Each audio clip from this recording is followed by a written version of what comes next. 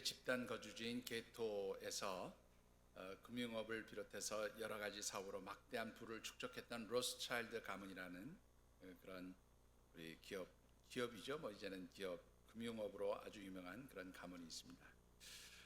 이 로스차일드 가문에서 이제 미국 샌프란시스코의 그 미국 지사를 세우고 이제 그곳에 직원 중에 한 사람을 파견해서 미국 지사를 경영하도록 하는 그러한 일을 계획하고 있을 때에 이 로스차일드 가문의 사장은 그 어떤 직원을 파송할까 생각하면서 3명의 후보자를 선택했다고 그래요.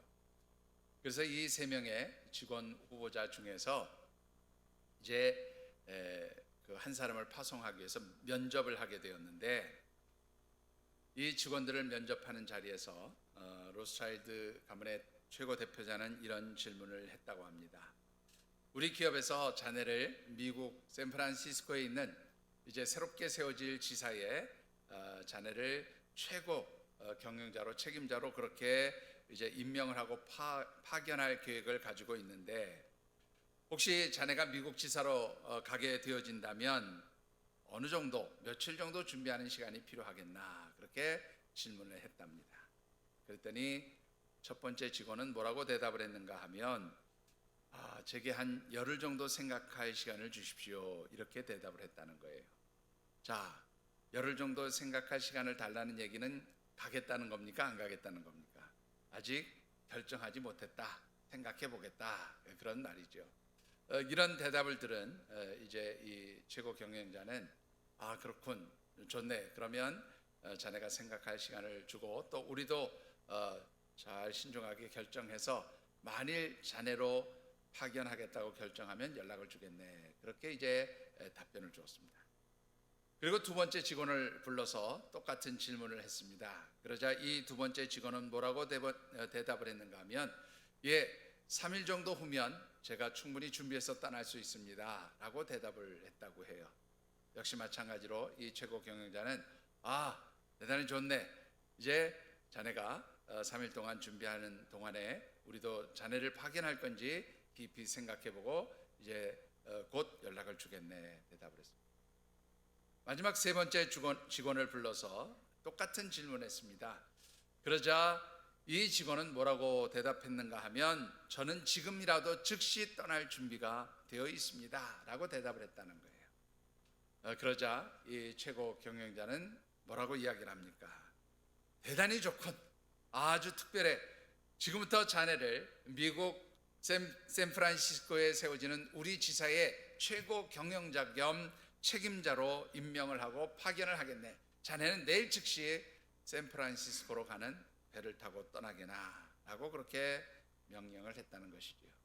그리고 이 직원은 그 최고 경영자의 지시대로 이제 샌프란시스코 이 로스차일드 가문이 세운 그러한 지사에서 이제 열심히 경영을 하고 또 그곳의 대표자로서 열심히 수고를 하게 됩니다. 자, 여러분들, 이 직원이 누구인지 아십니까?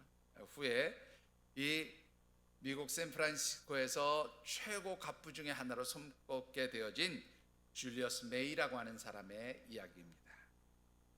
자, 여러분들 어떻게 생각하십니까? 여러분들의 삶의 자리에서 누군가 무엇을 명령할 때 여러분들은 네, 알겠습니다, 라고 늘 순종할 준비가 되어 있으신지요?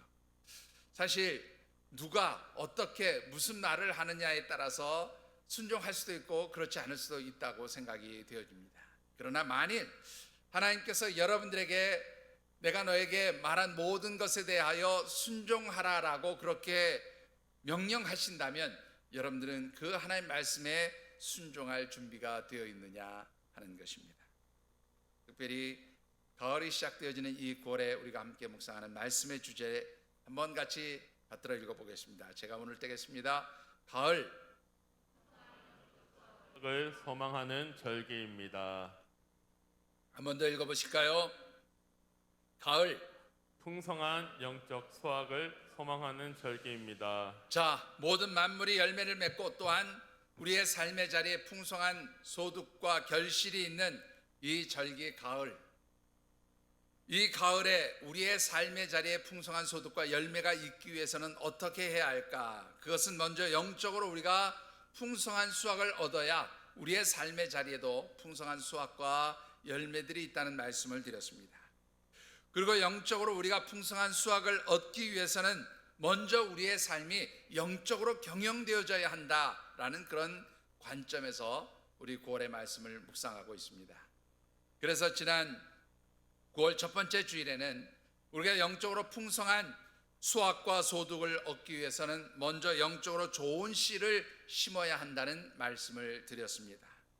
그리고 지난 두 번째 주일에는 영적으로 풍성한 수확을 얻기 위해서는 우리 가운데 있는 영적인 잡초, 하나님께서 주시는 열매와 결실들을 맺지 못하도록 그렇게 방해하는 영적 잡초를 제거해야 하며, 그러기 위해서는 하나님의 영이 우리 가운데 좌정하시고 임재하셔서 우리를 다스려 주실 때에 우리의 삶의 자리에서 영적 잡초가 자리 잡지 못하게 되어진다는 말씀을 드렸습니다.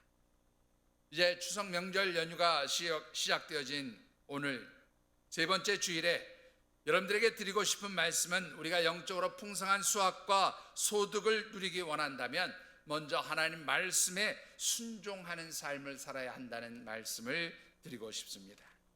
오늘 우리에게 주신 하나님의 말씀은 특별히 이삭이 가나안 땅에서 극심한 가뭄과 기근으로 인하여서 흉년의 위기를 당하였을 때 이 흉년의 위기의 자리를 어떻게 축복의 자리로 바꿨는가를 아주 잘 보여주고 있는 말씀입니다. 특별히 이 말씀 가운데는 흉년의 위기를 축복의 자리로 바꿀 수 있는 귀한 영적 지혜도 담겨져 있음을 보게 됩니다. 주신 말씀을 묵상하는 가운데 사랑하는 우리 모든 하늘샘 가족들이 참으로 하나님 주시는 은혜로 모든 그러한 기근과 가뭄으로 인한 흉년의 위기를 참으로 축복의 자리로 바꾸시는 아름다운 역사가 있게 되기를 주님의 이름으로 축원합니다. 자, 오늘 주신 말씀을 통해서 먼저 묵상해 보고 싶은 것은, 우리의 삶의 자리에 기근과 가뭄 같은 그러한 어려움으로 인해서 흉년의 위기가 다가올 때에 우리가 해야 할 가장 중요한 일이 무엇인가라고 하는 것입니다. 그것은 먼저 하나님 앞에 기도하는 일이라 그렇게 말씀을 드릴 수가 있습니다. 자, 본문 1절의 말씀을 같이 받들어 읽어보겠습니다. 1절입니다. 아브라함 때에 첫 흉년이 들었더니 그 땅에 또 흉년이 들매 이삭이 그랄로 가서 블레셋 왕 아비멜렉에게 이르렀더니. 자, 오늘 이 말씀을 보면 이삭이 살고 있던 가나안 땅에 아주 심각한 기근과 가뭄, 흉년의 위기가 찾아왔음을 보게 되어집니다.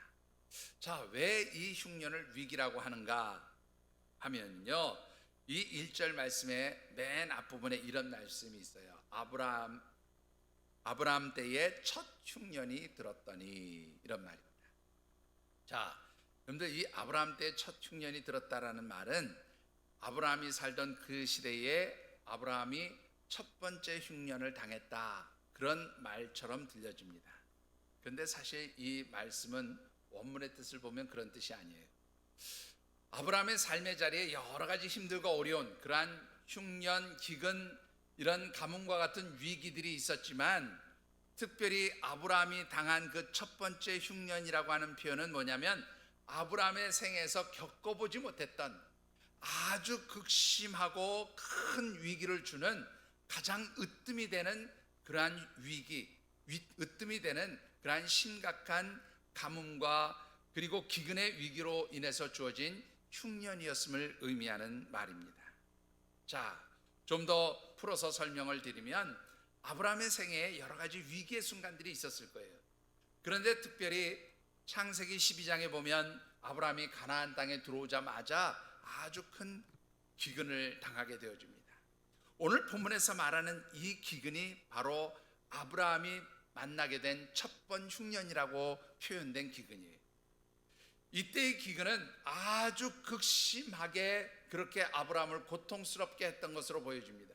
그래서 아브라함은 이 가뭄과 기근 속에 있는 가나안 땅에서 더 이상 머물지 못하고 이제 가나안 땅을 떠나서 애굽을 향하게 되어지는데, 이런 일들이 그 아들 이삭에게도 찾아왔다는 거예요.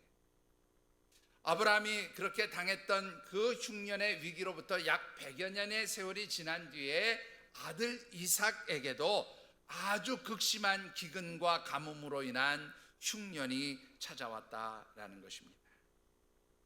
자, 여러분들 왜 이 가나안 땅에는 이토록 많은 흉년과 기근, 가뭄이 찾아오게 되어지느냐 하는 것이지요. 여러분들 이 가나안 땅을 보면 우리 지도상에 보면 이렇게 사다리 모양으로 길쭉하게 되어 있어요. 이 지도상에서 길쭉하게 되어 있는 그 상황에서 왼쪽 편을 보면 이게 바다가 되어 있는데 이게 바다가 지중해입니다. 이 지중해에 있는 일부 해안 지역이나 또 이 서쪽에 있는 고원지대들이 있는데 이 지중해 해안 지역이나 고원지대 일부를 제외하고는 나머지 땅, 그리고 이제 이 요단강을 중심으로 한 이 갈릴리 호수 주변을 제외하고 대부분의 땅이 사막 지형이나 아니면 이제 그 아열대 그런 지역입니다. 그래서 이 이스라엘 팔레스타인 땅은 1년의 계절이 2개밖에 없어요. 우리나라는 봄, 여름, 가을, 겨울 4계절이 있지만 이 팔레스타인 땅에는 2계절밖에 없습니다. 어떻게 나누느냐? 건기하고 우기예요. 이거를 다른 말로 말하면 여름철과 겨울철이라고 그렇게 말씀을 드릴 수가 있는데, 보통 비가 오지 않냐는 5월 달부터 9월 달까지를 건기라 그렇게 얘기를 하는데요. 이 건기에는 정말로 거의 한 방울의 비도 내리지 않습니다. 아주 특별한 경우에 비가 가끔 내리긴 하지만 거의 비가 없다고 보셔야 되는데, 이 건기 때인 여름철에는 해가 일찍 떠요. 그리고 해가 일찍 뜨면서 그 기온이 급격히 올라가게 되어지는데요. 어느 정도 빠르게 올라가는가 하면 제가 이스라엘에서 가장 좋은 절기라고 하는, 그야말로 우기가 끝나자마자 건기가 시작되어지는 바로 그때 이스라엘을 간 적이 있어요. 그런데 그때가 가장 좋은 절기라고 하는데 낮 기온이 한 9시 10시쯤 되면 벌써 낮 기온이 38도 40도를 웃돌아요. 그러니까 한낮이 되면 얼마나 더 뜨거워지는지 짐작이 가시죠? 자, 이렇게 뜨겁게 달구어지는 그런 땅입니다. 그래서 이렇게 뜨겁게 달구어지는 땅에 어쩌다라도 한번 비가 내리거나 좀 이게 이슬이 있거나 좀 이래야 되는데, 이런 것이 없으면 이 땅은 아주 메말라 버리는 땅이 되어지고 맙니다. 특별히 그 지도상에서 보면 우측편으로는 우측편에 해당하는 동쪽이죠. 팔레스타인 동쪽으로는 아라비아 사막이라고 하는 거대한 사막이 있어요. 근데 이 사막에서 여름철이 되면 꼭 동풍이 불어요. 이 이스라엘 쪽으로 바람이 불어오는데, 이 바람은요 그야말로 습기 하나 없는 아주 건조하고 뜨거운 바람이에요. 그러니까 이런 바람이 불어오면 어떻게 됩니까? 이 팔레스타인 땅에 심겨진 모든 나무를 비롯한 식물들을 완전히 태워 죽일 정도로 그렇게 뜨거운 바람이기 때문에 이 가나안 땅은 물이 부족하고 그래서 극심한 기근과 가뭄의 고통을 당하게 되는 그런 땅이었다는 거예요. 자, 문제는 이렇게 수시로 찾아오게 되는 극심한 가뭄과 기근, 흉년의 위기를 어떻게 벗어날 수 있겠느냐라는 거예요. 오늘 우리가 읽지는 않았지만 2절의 말씀을 참고해 보면 이삭은 아버지 아브라함처럼 그렇게 극심한 흉년의 위기를 당하게 되었을 때에 그가 선택하고 결정한 것은 어디로 가는 것이었어요? 애굽 땅으로 가는 것이었다. 그렇게 말씀을 드릴 수가 있습니다. 자, 왜 이삭은 이 흉년의 위기 속에서 애굽 땅으로 내려가겠다는 그런 결정을 하게 되었느냐라는 것이지요. 오늘 본문에 보면 그 이유가 분명하게 나타나 있지는 않아요. 근데 우리가 한번 추정해 볼 수 있는 그런 말씀이 있습니다. 창세기 12장 10절의 말씀을 같이 한번 받들어 읽어보겠습니다. 그 땅에 기근이 들었으므로 아브라함이 애굽에 거류하려고 그리로 내려갔으니 이는 그 땅에 기근이 심하였습니다. 자, 여기 지금 창세기 12장 10절에 말하는 기근의 시기가 바로 오늘 본문 26장 1절에 말하는 그 첫 흉년의 때예요. 이 첫 흉년의 때에 아브라함이 기근을 피해서 어디로 갔다고요? 애굽 땅으로 내려갔다. 그렇게 말씀하고 있습니다. 이삭이 이 아브라함이 가나안 땅에 들어와서 당한 그 아주 극심한 기근, 첫 흉년의 때라고 표현한 그 기근의 때에 이삭이 태어나 있었을 때는 아니에요. 그럼에도 불구하고 아마 이삭은 아버지에게 그 기근과 가뭄의 시대에 어떻게 그 시절을 넘겼는지를 아마 전해 들었을 것이라고 추정할 수 있어요. 뿐만 아니라 여러분들 이삭이 태어나기 직전에 보면 또 한 번의 기근이 있어요. 그 기근의 때에는 아브라함이 어디로 갑니까? 그랄 땅으로 내려가거든요. 그리고 그 그랄 땅에서 한동안 머물게 돼요. 그리고 거기에서 사실은 이 이삭도 이제 태어나게 됩니다. 브엘세바에서 태어나게 되는데, 이런 일들을 겪으면서 아마 이삭은 기근의 때에는 그랄 땅이나 애굽 땅에 이제 좀 더 풍성한 열매들이 있고 먹을 것이 있다는 아마 그런 이야기를 아버지로부터 들었을 법합니다. 뿐만 아니라 우리가 참고 말씀으로 창세기 13장 10절의 말씀도 같이 한번 읽어보겠습니다. 이에 롯이 눈을 들어 요단 지역을 바라본즉 서해까지 온 땅의 물이 넉넉하니 여호와께서 소돔과 고모라를 멸하시기 전이었으므로 여호와의 동산 같고 애굽 땅과 같았더라. 자, 이 말씀은 잠시 뒤에 다시 한번 설명을 드리겠습니다만, 이 말씀 끝부분에 보면 이 롯이 선택한 소알 땅이라는 것이 여호와의 동산과 같고 애굽과 같았다, 애굽 땅과 같았다. 이 말에는 뭐냐면 어떤 의미가 있어요? 애굽 땅은 어떤 것이에요? 하나님의 동산처럼 모든 것이 풍성하고 풍요롭고 넉넉한 곳이었다라는 것을 짐작해 볼 수 있게 하는 말씀입니다. 그러니까 아마 이 가나안 땅에 살던 사람들에게는 애굽 땅이라고 하면 그것이 풍요의 땅이고 어떤 가뭄이나 기근도 없는 늘 풍성한 소득과 열매를 거둘 수 있는 땅이라고 그렇게 알려져 있던 것으로 보여져요. 실제로 이 애굽 땅은 그 상류로부터 흘러오는 그런 풍성한 물로 인해서 이 나일강의 삼각주 지역으로부터 많은 곡식과 열매를 거두는 그러한 아주 좋은 비옥한 땅이기도 했습니다. 그러니까 이삭은 아버지에게 전해 들은 대로 또 자신이 그 지역에 살면서 얻어들은 정보대로 이 극심한 기근과 가뭄을 피하기 위해서 가나안 땅을 떠나서 애굽을 향하게 되었다라는 것이죠. 자, 그런데 이러한 이삭의 선택과 결정에는 아주 심각한 문제가 하나 있었다는 거죠. 어떤 문제가 있었을까요? 어떤 문제가 있었다고 생각하십니까? 사실 그의 아버지에게서도 같은 문제가 있었어요.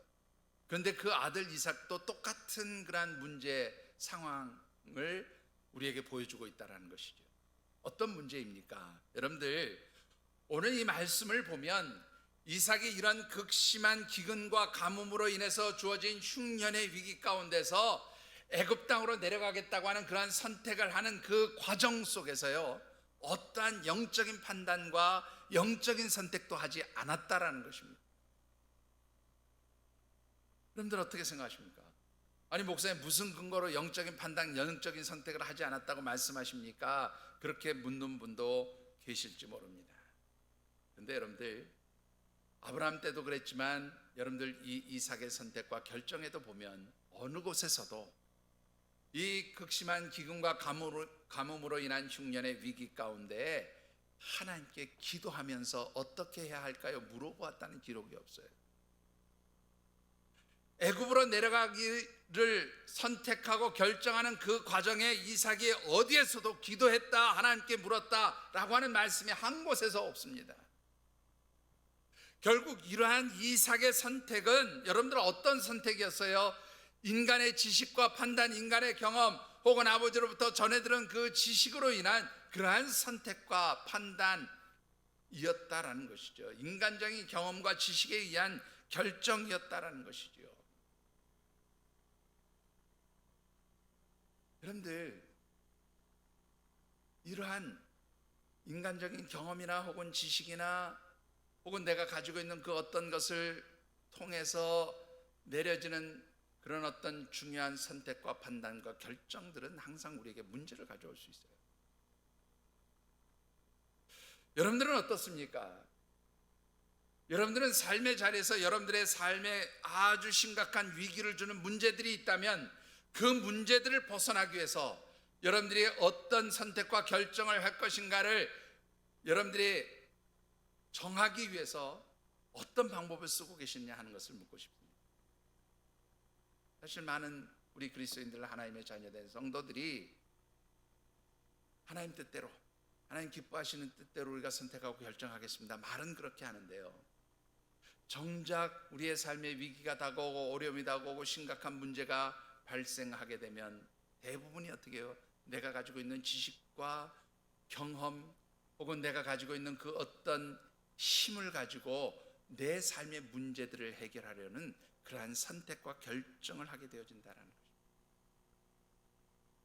사랑하는 성도 여러분, 오늘 우리가 살아가고 있는 이 삶의 자리가 어찌 보면 이 시대의 영적 기근의 자리고 또 이 시대에 우리에게 흉년과 같은 위기를 가져다 주는 그런 자리일지도 모릅니다. 특별히 이 코로나 바이러스로 인해서 찾아온 여러 가지 힘들고 어려운 환경과 상황들은 분명 우리에게 흉년과 같은 영적 위기들을 가져다 주고 있음에 분명합니다. 그런데 이런 때일수록, 이런 영적 위기와 어려움의 순간일수록, 이런 영적 흉년의 시기일수록 우리가 이런 영적 위기와 흉년의 그러한 때를 벗어나는 가장 좋은 방법은 먼저 하나님 앞에 무릎 꿇고 기도하는 일인 줄 믿습니다. 사랑하는 성도 여러분, 정말로 이 코로나 바이러스로 인한 여러 가지 힘들고 어려운 환경들 여러분들이 넘어서고 싶으십니까? 이 자리를 벗어나고 싶으십니까? 먼저 하나님 앞에 기도하는 하나님의 백성들이 되어지시기를 주의 이름으로 축원합니다. 자, 여러분들 오늘 이 말씀 보면 잠시도 드렸던 말씀처럼 이삭의 이 선택, 이삭의 판단과 결정은 기도하지 않은 결정이었어요. 자, 이렇게 기도하지 않고 극심한 가뭄, 기근을 벗어나서 흉년의 위기를 벗어나기 위해서 애굽 땅으로 내려가는 이 이삭의 선택과 결정이 어떤 문제를 가져오게 되었느냐라는 것이지요.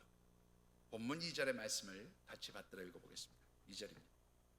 여호와께서 이삭에게 나타나 이르시되 애굽으로 내려가지 말고 내가 내게 지시하는 땅에 거주하라. 자, 여러분들 이삭이 기도하지 않고 자신이 머물던 그 가나안 땅, 브엘세바 근방에 있던 그 땅에서 이제 애굽을 향해 내려갑니다. 내려가는 과정에서 반드시 거치고 통과해야 되는 그랄 땅쯤 이르렀을 때에 하나님께서 그에게 나타나셔서 그가 애굽으로 내려가는 것을 막으셨어요.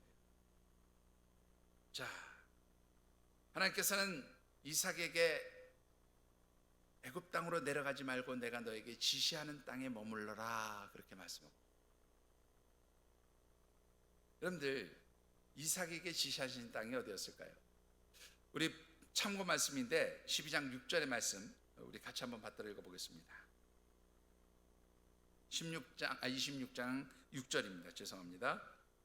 이삭이 그랄에 거주하였더니, 요 앞에서 하나님이 내가 너에게 지시할 땅에 거주하라 그렇게 말씀하셨더니 이삭이 어디에 거주했어요? 그랄 땅에 거주했어요. 여러분들 잘 아신 대로 그랄 땅은 이방인인 블레셋 사람들이 사는 땅입니다. 블레셋 사람들의 땅이에요.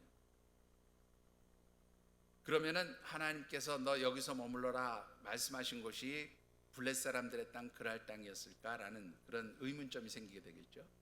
여러분들 어떻게 생각하십니까? 사실 이 하나님이 지시한 땅은 블레셋 사람들이 거하는 그랄 땅이라기보다는 가나안 땅을 의미해요. 그런데 여러분들이 이 가나안 땅의 특성을 잘 살펴보고 그 지형적인 상황들을 살펴보면 실제로 이 블레셋 사람들이 거주하는 그랄 땅 역시 어디에 속하는가 하면 가나안에 속하는 땅. 그래서 이 이스라엘 백성들이 거하고 또 블레셋 사람들이 머물렀던 이 땅 전체를 지금 뭐라고 부르는가 하면 팔레스타인이라고 그렇게 부르는데, 이 팔레스타인이라는 말이 블레셋이라는 말에서 나온 이름이에요. 그러니까 이 그랄 땅 역시 크게 보면 어디에 속해 있어요? 가나안 땅에 속해 있는 거죠. 그러니까 하나님께서 이삭에게 내가 너에게 지시할 땅에 거하라 라고 하는 말은 어떤 의미예요? 가나안 땅을 떠나지 말고 이곳에 머물러라 하는 말씀입니다. 자, 여러분들 왜 이삭은 이 가나안 땅에 머물러 있어야 했느냐라는 것이죠. 왜 하나님께서는 이삭에게 가나안 땅을 떠나지 말라라고 말씀하신 것입니다. 여러분들 그 이유가 창세기 12장 1절과 5절에 아주 잘 나타나 있어요. 같이 읽어봅니다. 12장 1절입니다. 여호와께서 아브라함에게 이르시되 너는 너의 고향과 친척과 아버지의 집을 떠나 내가 내게 보여줄 땅으로 가라. 아브라함이 그의 아내 사레와 조카 롯과 하란에서 모은 모든 소유와 얻은 사람들을 이끌고 가나안 땅으로 가려고 떠나서 마침내 가나안 땅에 들어갔더라. 자, 여러분들 먼저 이 12장 1절 말씀 여러분들이 잘 아는 말씀입니다. 갈대아 우르 땅에 살던 하나님께서 아브라함을 부르셨어요. 그리고 하나님께서 아브라함에게 내가 너에게 지시할 땅으로 가라 그래서 명령하셔서 이 갈대아 우르 땅을 떠나서 가나안으로 향하던 중에 잠시 하란 땅에 아버지 때문에 지체하게 되지요. 그러다가 다시금 하나님의 그 재촉하심을 통해서 아브라함이 어디를 향해서 갑니까? 하나님께서 지시하신 땅. 그 12장 5절의 말씀을 보니까 그 땅이 어디 땅이에요? 가나안 땅이에요. 가나안 땅으로 가라. 그 말씀. 자, 왜 하나님께서는 아브라함에게 약속하셨던 그 가나안 땅 그리고 그 땅을 아들 이삭에게도 떠나지 말라고 말씀하신 걸까요? 여러분들이 잘 아시기 때문에 제가 읽지 않았어요. 창세기 12장 2절과 3절의 말씀을 보면 하나님께서 지시하신 약속의 땅 가나안 땅에 들어가게 되어질 때에 아브라함에게 주시는 약속이 있었습니다. 뭔지 아시죠? 자, 내가 너에게 지시할 땅으로 가라. 그리하면 내가 너와 내 후손을 하늘의 별과 같이 바다의 모래알 같이 많게 할 뿐만 아니라 내가 지시한 그 땅을 너와 내 후손에게 주리라. 그리고 너와 내 후손이 복의 근원이 되게 할지라. 한마디로 축복의 언약을 주신 땅이에요. 하나님께서는 아브라함에게 이 가나안 땅을 두고 언약을 맺으셨어요. 너와 내 후손이 이 땅에 머물면 내가 너와 내 후손을 복되게 하리라. 복의 근원이 되게 하리라. 너와 내 후손을 하늘의 별과 같이 바다의 모래알과 같이 많게 하리라. 내가 너를 복주리라. 바로 이 가나안 땅은 하나님과 아브라함 그리고 그의 후손인 이삭 그 이후에 모든 이스라엘 백성들이 하나님과 맺은 그러한 축복의 언약을 상징하는 땅이에요. 그렇기 때문에 하나님께서는 이 축복의 땅, 약속의 땅, 하나님 주시는 축복을 받을 수 있게 만드는 그 통로와 같은 가나안 땅을 떠나지 말라고 이삭에게 말씀하셨다라는 것입니다. 여러분들 어떻습니까? 오늘 저와 여러분들에게도 바로 하나님께서 떠나지 말라고 하시는 자리가 있어요. 어떤 자리를 여러분들 우리 하나님께서는 떠나지 말라고 하실까요? 바로 우리의 영적 가나안 자리를 떠나지 말라고 말씀합니다. 이 자리에 머물면 내가 너를 축복하겠다. 내가 너를 복되게 하겠다. 내가 너를 정말로 하늘의 신령한 복으로 복 주시겠다고 약속하는 그런 자리들이 있어요. 바로 영적인 자리입니다. 하나님께 기도하는 자리입니다. 하나님께 예배드리는 자리입니다. 하나님을 만나고 교통하는 바로 이 성전, 하나님과 대면하는 바로 이 자리가 우리에게 영적인 자리고 축복의 자리고 하나님과 언약을 맺고 하나님의 축복의 그 놀라운 은혜들을 받게 되어지는 통로가 되는 자리가 바로 이 성전, 영적인 자리. 사랑하는 성도 여러분, 이 코로나 바이러스는요 온역이라고 얘기를 합니다. 예. 근데 이런 온역일수록 여러분들이 영적인 자리를 지킬 수 있게 되기를 주의 이름으로 축원합니다. 여러분들 제가 작년 3월에 정말로 지금 생각해 보면 제가 생각해도 예언과 같은 설교를 했어요.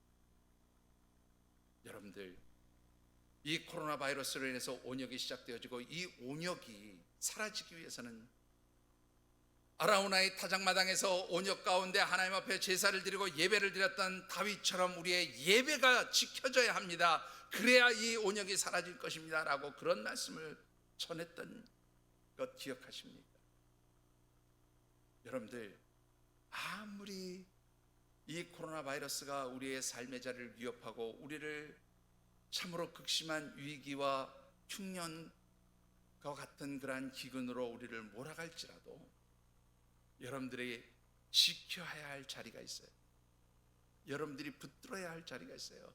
바로 영적인 자리입니다. 하나님 앞에 예배드리는 자리입니다. 하나님과 기도로 교통하는 자리입니다. 이 신앙의 자리, 영적인 자리, 믿음의 자리, 이 하나님의 성전을 떠나지 않고 이 자리를 지킬 때에 바로 이 성전이 하나님께서 주시는 축복의 통로로 여러분들에게 임하게 되어질 줄 믿습니다. 바로 이 자리를 지킬 때에 하나님 주신 축복의 역사가, 풍성케 하는 역사가 나타나게 되어진다는 것입니다. 여러분들, 바로 이 축복의 자리, 하나님과 맺은 약속의 자리, 언약의 자리, 하나님 주시는 축복의 통로가 되는 이 가나안 땅, 축복의 땅을 떠나서 애굽으로 그렇게 내려가려 했던 이삭이었기에 하나님은 내려가지 말라 그렇게 말씀하십니다. 여러분들, 왜 하나님께서는 이삭에게 애굽 땅으로 내려가지 말라고 하신 것일까요? 물론 조금 전에도 말씀드렸지만 하나님의 축복을 받기 위해서는 머물러야 할 땅이 있으니까, 있어야 할 자리가 있으니까 떠나지 말라고 하신 것도 맞아요. 그런데 여기에는 또 하나 중요한 이유가 있습니다. 왜 내려가지 말라고 하셨을까? 여러분들 2절 말씀 다시 한번 같이 받들어 읽어보겠습니다. 여호와께서 이삭에게 나타나 이르시되 애굽으로 내려가지 말고 내가 내게 지시하는 땅에 거주하라. 자, 여기서 굉장히 중요한 단어가 하나 나와요. 내려가지 말라. 내려가다라는 단어. 내려가다. 이 내려가다라고 하는 단어는 야라드라고 하는 단어를 쓰거든요, 히브리어로. 근데 이 야라드라는 말은 말 그대로 뭐냐면 높은 지형이 있는 곳에서 낮은 지형이 있는 곳으로 이렇게 내려가는 것을 내려가다, 그런 뜻으로 써요. 이게 일반적으로 쓰는 단어입니다. 오늘 본문에서도 가나안 땅은 지형적으로 굉장히 높은 곳에 있었어요. 그리고 애굽 땅은 지형적으로 낮은 곳에 있었습니다. 그러니까 야곱이 이 높은 지형이 있는 산지 지형에 있는 이 가나안 땅에서 이제 이 바다가 있고 이런 그 이집트로 애굽으로 내려가는 것은 실제적으로 내려가는 일이었기 때문에 이 야라드라고 하는 표현을 썼어요. 그런데요, 이 야라드라는 단어가 보통은 높은 곳에서 낮은 곳으로 내려가는 데 사용되는 단어이기도 하지만 번경에서 보면 이 야라드라는 단어는 멸망을 상징하는 단어이기도 해요. 신명기 같은 곳에서 보면 이 야라드라는 단어가 어떤 뜻으로도 쓰여지고 있는가 하면 성이 무너져 내리다. 여러분도 성벽이 무너져 내리면 어떻게 되는 거예요? 이거는 망하는 거예요. 그죠? 자기들을 지켜주고 보호해둔 것이 무너져 내린 것은 망하는 거예요. 적군의 침략에 의해서 성이 함락당한 것을 의미해요. 그러니까 멸망을 의미합니다. 스가랴서 같은 경우에는 실제로 하나님께서 심판하시고 멸망당할 때의 그 상황들을 이 야라드라고 하는 단어로 표현하고 있어요. 그러니까 실제로 야곱이 높은 산지 지형에 있던 가나안 땅에서 애굽 땅으로 그렇게 내려가는 것이기도 하지만 동시에 이것은 뭐예요? 영적으로 내려가는 자리에 정하는 거예요. 영적으로 망하는 자리로 가는 거예요. 영적으로 멸망당하는 자리로 들어가게 되어진다라는 것입니다. 왜 여러분들 이 애굽 땅으로 가는 것이 영적으로 멸망당하는 자리일까요? 이사야서 31장 1절의 말씀을 같이 받들어 읽어보겠습니다. 도움을 구하러 애굽으로 내려가는 자들은 화 있을진저 그들은 말을 의지하며 병거의 많음과 마병의 심히 강함을 의지하고 이스라엘의 거룩하신 이를 양모하지 아니하며 여호와를 구하지 아니하나니. 자, 뭐 이 말씀 여러분들이 이사야에서 필사하면서 다 읽고 묵상했던 말씀이지만 바로 남유다와 북이스라엘이 참으로 나라에 어려움이 있을 때마다 누구를 의지했어요? 애굽이라는 나라를 의지하려고 했어요.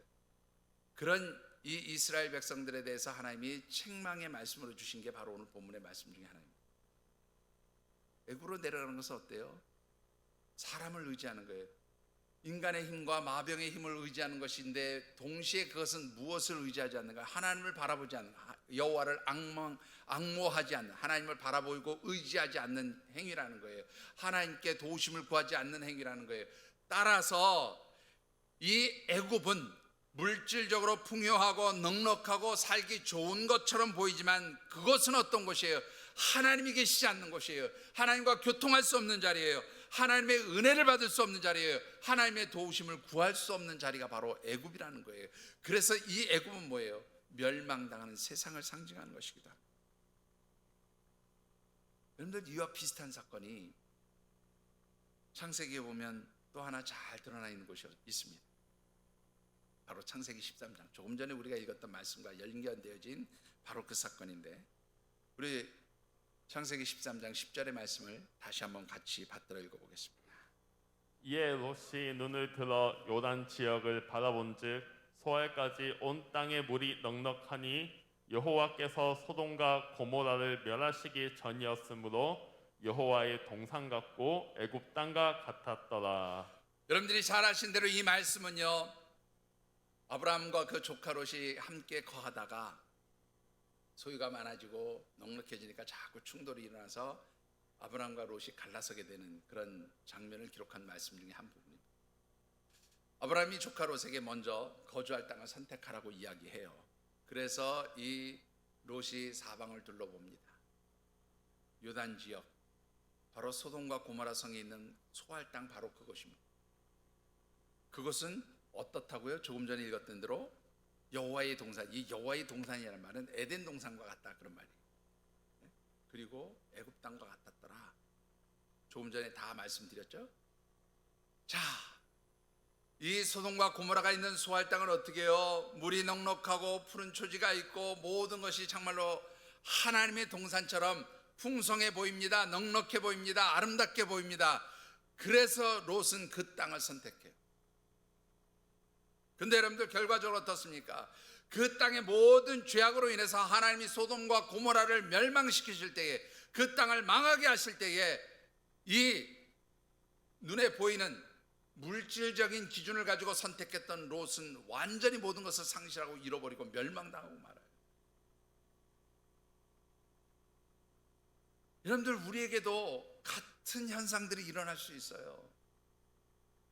특별히 우리가 신앙생활하면서 하나님의 백성으로 살아가면서 이 코로나 시대에 그야말로 어떤 선택과 결정을 해야 될까 고민해야 될 때가 많이 있는 줄 압니다. 그런데요, 세상은 뭐라고 얘기해요? 영적인 일, 그 선택, 그거 별로 도움 안 된다고 그렇게 사단은 우리에게 속삭입니다. 그렇게 우리를 속여요.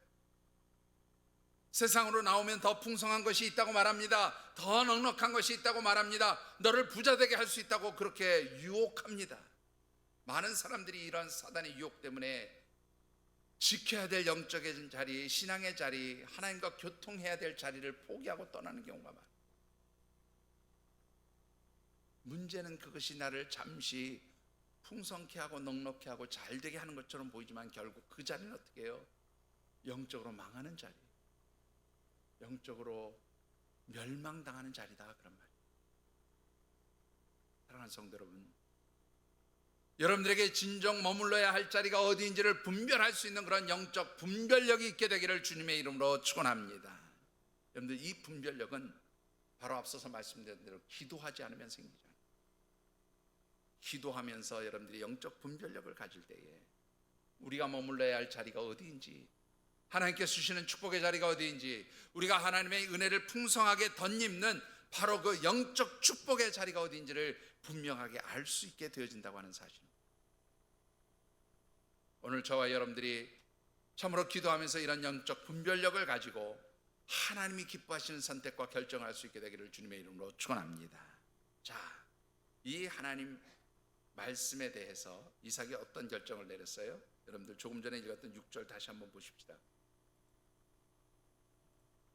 6절. 이삭이 그랄에 거주하였더니.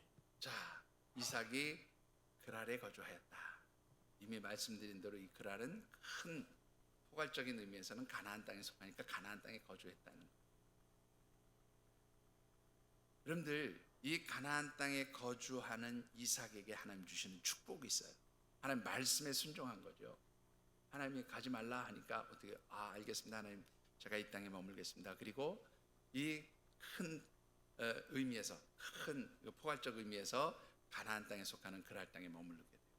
자, 그런데 그 결과가 무엇입니까? 여러분들 창세기 26장 12절과 13절의 말씀을 같이 받들어 읽어보겠습니다. 이삭이 그 땅에서 농사하여 그 해에 100배나 얻었고 여호와께서 복을 주심으로 그 사람이 창대하고 왕성하여 마침내 거부가 되어. 자, 여러분들 몇 배의 축복을 받았어요? 몇 배? 100배. 여러분들 100배 그러니까 별로 실감이 안 나는 것 같아요. 예? 여러분들 한번 생각해 보세요. 100만 원에 100배, 100만 원을 투자하면 100배면 얼마입니까? 예? 참 산수가 어렵죠. 예?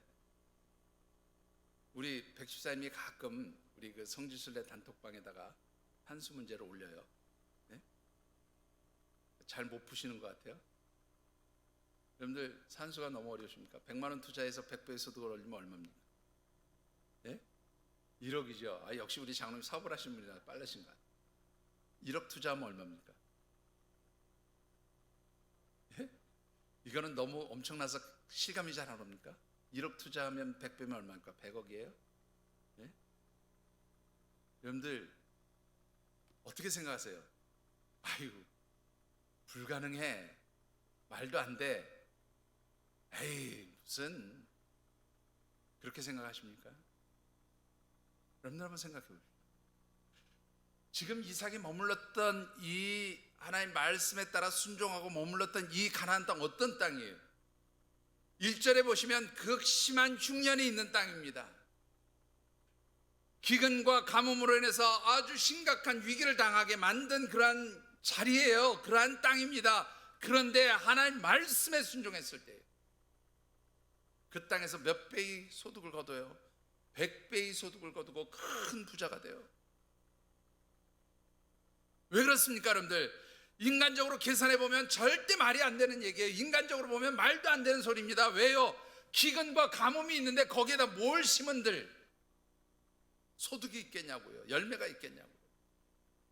그런데 하나님의 말씀에 순종하니까, 하나님의 역사하심을 기대하고 순종하니까 거기서 얼마요? 100배의 축복이 임했어요. 여러분들, 하나님의 역사는 인간의 머리와 계산으로 이루어지는 일이 아니에요. 하나님이 하시는 방법은 내가 이해하고 판단할 수 있는 어떤 그런 지식으로 이루어지는 일들이 아니라고 하는 것이지요. 하나님이 하시는 일은 우리가 추측할 수도 생각할 수도 또 가늠해 볼 수도 없을 만큼 엄청나고 위대하시다. 그 하나님의 능력의 역사가 하나님 말씀을 순종하는 자들에게 주시는 축복이 바로 100배의 축복이라 하는 것입니다. 여러분들 오늘 이 귀한 하나님의 축복, 말씀에 순종하여 이룰 수 있게 되기를 주님의 이름으로 축원합니다. 여러분들 이 이삭의 순종을 통해서 깨달을 수 있는 게 뭔지 아세요? 순종하는 거죠. 다시 한번 말씀을 보십시다. 여러분들 본문 중에 3절로부터 5절까지의 말씀을 우리 같이 한번 받들어 읽어보겠습니다. 이 땅에 거류하면 내가 너와 함께 있어 내게 복을 주고 내가 이 모든 땅을 너와 내 자손에게 주리라. 내가 내 아버지 아브라함에게 맹세한 것을 이루어 내 자손을 하늘의 별과 같이 번성하게 하며 이 모든 땅을 내 자손에게 주리니 내 자손으로 말미암아 천하 만민이 복을 받으리라. 이는 아브라함이 내 말을 순종하고 내 명령과 내 계명과 내 율례와 내 법도를 지켰음이라 하시니라. 자, 여러분들 이삭이 하나님의 말씀을 듣고 그 땅에 거하는 순종 모습을 보였을 때 100배의 축복을 얻었다라고 말씀드립니다. 그런데 오늘 이 말씀 다시 한번 자세히 살펴보시죠. 하나님께서 애굽 땅으로 내려가는 이삭을 막으시고 왜 네가 이 가나안 땅을 떠나지 않아야 하는지 이유에 대해서 설명하세요. 근데 그 설명이 이미 제가 앞서서 말씀드렸던 대로 이삭의 아버지 아브라함에게 주었던 약속이에요.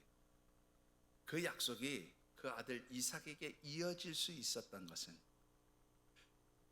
또 그 이후에 이 다음에 그 이삭에게 주셨던 축복의 언약이 아들 야곱에게 이어질 수 있었던 것은 그 야곱에게 주신 축복의 언약이 바로 야곱의 12아들로 대표되어지는 이스라엘의 12지파에게 이어질 수 있었던 것은 어떤 이유입니까?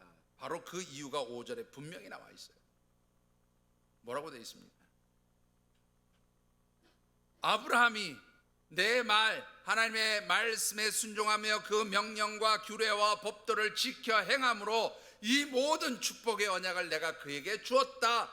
동일하게 마찬가지로 그 아들 이삭 너에게도 이 축복을 주겠다. 어떻게 하면요? 내 명령과 규례와 법도를 지켜 행하면, 하나님 말씀에 순종하면, 동일하게 야곱에게도 주셨던 말씀이에요. 그리고 야곱의 12아들 이스라엘 백성들 12지파에게 주셨던 바로 그 신명기 언약 축복의 말씀이 바로 이 말씀이었어요. 여러분들, 신명기 내용의 말씀을 쭉 한번 읽어보세요. 그 전체가 바로 축복의 언약에 대한 말씀이 상당 부분 차지해요. 내 명령과 규례와 법도를 지켜 행하면 내가 너희들을 이렇게 복주겠다. 바로 이 말씀이에요.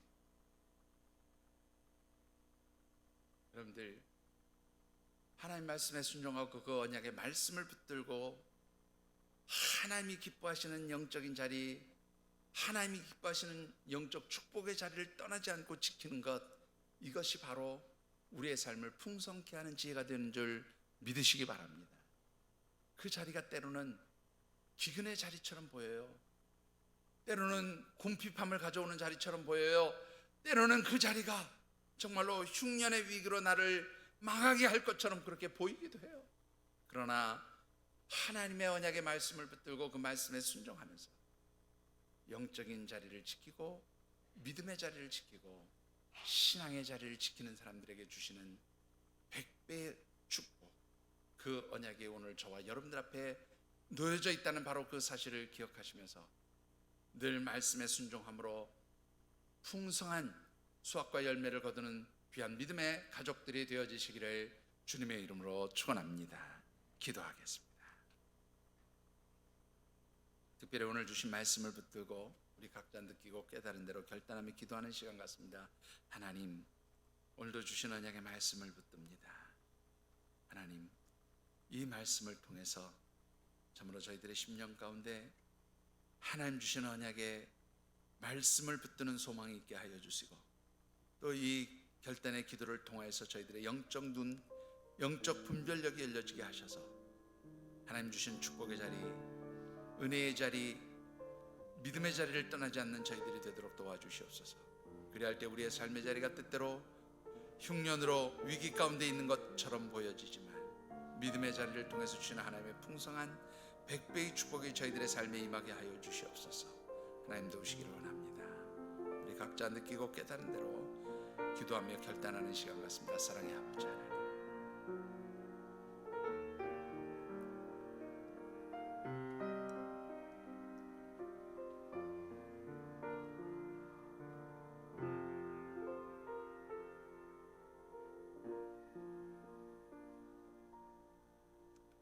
사랑의 아버지 하나님, 오늘도 저희들에게 주시는 말씀을 묵상하며 다시 한번 이 말씀을 붙들고 기도하기를 원하는 하나님의 백성들이 언약의 말씀대로 이루어지기를 간구하며 기도합니다. 하나님, 이 주신 언약의 말씀대로 저희들이 하나님 말씀에 순종할 때에 하나님, 비록 저희들의 삶의 자리가 기근과 또 가뭄으로 인한 흉년의 위기가 다가오는 것처럼 보일지라도 믿음의 자리, 영적인 자리, 하나님과 교통하는 기도의 자리, 하나님 주시는 그 언약의 말씀을 붙드는 축복의 자리를 저희들이 떠나지 아니할 때에 하나님 주시는 하늘의 풍성한 은혜와 축복, 100배의 축복이 저희들의 삶을 복되게 하는 역사 임하게 하여 주시옵소서. 무엇보다도 주시는 말씀을 붙들고 이 말씀에 순종할 수 있는 저희들이 되기를 원합니다. 하나님, 말씀 앞에 순복하게 하시고 하나님의 말씀 곧 여호와 하나님의 명령과 규례와 법들을 지켜 행하는 저희들이 되게 하심으로 말미암아 우리의 삶의 자리가 하나님 주시는 풍성한 소득과 열매로 넉넉해지는 복된 삶이 되게 하여 주시옵소서.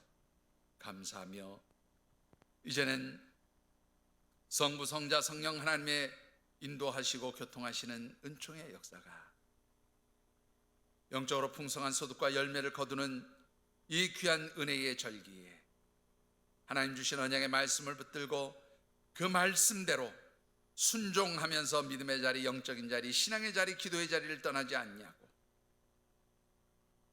그 말씀 안에서 온전히 하나님과 교통하며 하나님 주시는 축복을 사모하며 살아가기를 다짐하며 삶의 자리로 나가는 모든 주의 백성들과 이들의 가정과 경영하는 기업, 땀 흘려 일하는 직장과 일터 선물로 주신 자녀들, 연로하신 부모님, 그리고 이 나라와 민족 위에 주께서 피로 값주고 세우신 이 하늘샘 재단과 모든 하나님의 성전들 위에, 특별히 우리 하늘샘 교회가 기도하며 하나님 앞에 간구하는 여러 가지 사역과 사명, 그 비전들 위에, 그리고 하나님의 백성들이 한 주간도 살아가는 모든 삶의 자리와 발걸음 위에, 무엇보다도 코로나 바이러스로 인하여 신음하고 고통하며 두려워하는 지구촌 모든 영혼들, 특별히 하나님을 알지 못하는 그 영혼들 머리머리 위에 늘 함께 하시기를 간절히 축원하여지이다.